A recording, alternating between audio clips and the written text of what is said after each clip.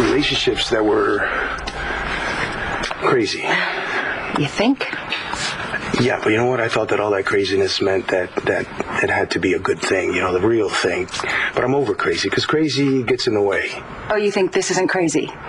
A blind woman and a boxer with a busted hand. Come on, Chris. You'd never let me get away with saying something like that. You're right. This is a good thing we have. This is real. You're... Well, hey, it must be a very good thing if I could stop you from talking.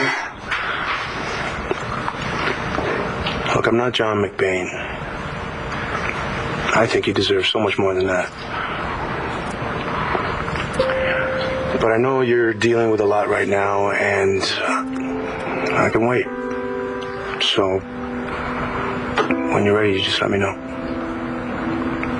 How do you know when that is, Chris? I mean, it's not like a rational decision you make. You just wake up one day and you say, okay, this is it. I mean, bring it on. Did anyone ever tell you think too much? Think too much? Talk too much? Shut up. And let me show you how I feel.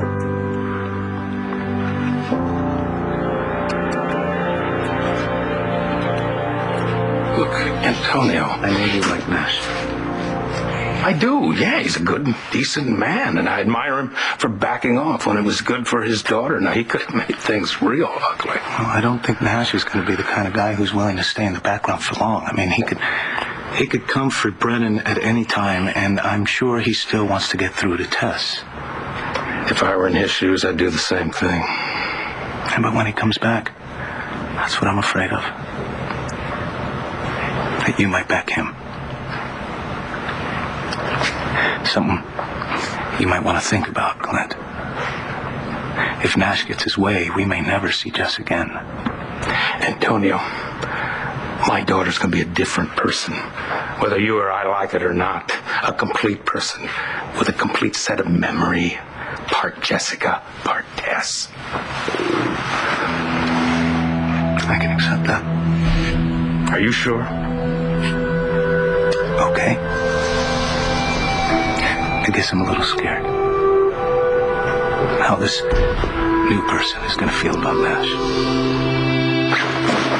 What are you doing? I'm getting the hell out of here. Well, where are you going to sleep? In a tree under a bush in my car if I have to. Nash, look. I was sleeping too. I don't remember how I got into the bed. Shut up. Listen to me. I do not love you. Maybe you should have that tattooed somewhere nice and prominent, and the next time you want to pretend to be somebody else, you'll see it there. I thought you liked girls who pretend to be someone else. What Tess and I have is real. Nash, she doesn't exist. Not in any real sense. She's a symptom of a sickness. Shut up. No, Nash. Look, there is nothing waiting for you back in Landview. My daughter is waiting for me back in Landview. You go back there, and you're going to be on the outside looking in, watching Antonio and Jessica raise her. No.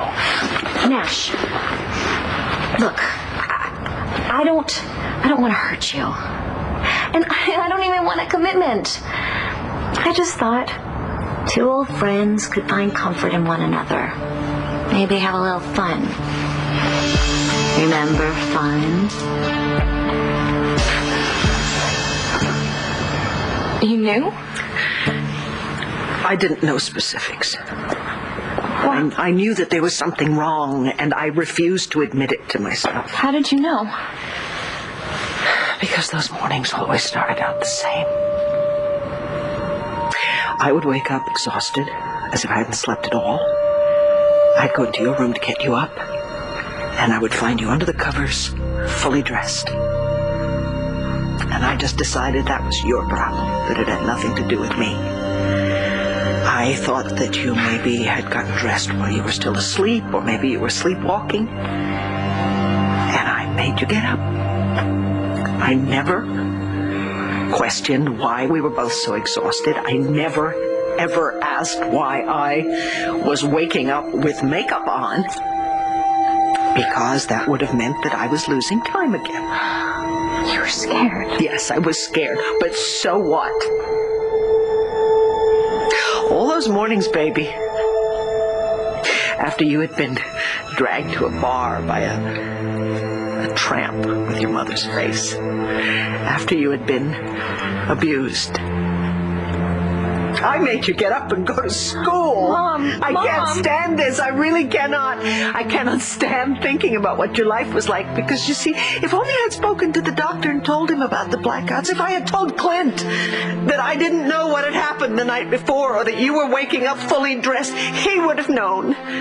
Your whole life would have been so completely different. Mom, I'm gonna be all right. No. You went through hell. Because I was falling apart and I was too frightened to admit it. I don't know how you can ever forgive me.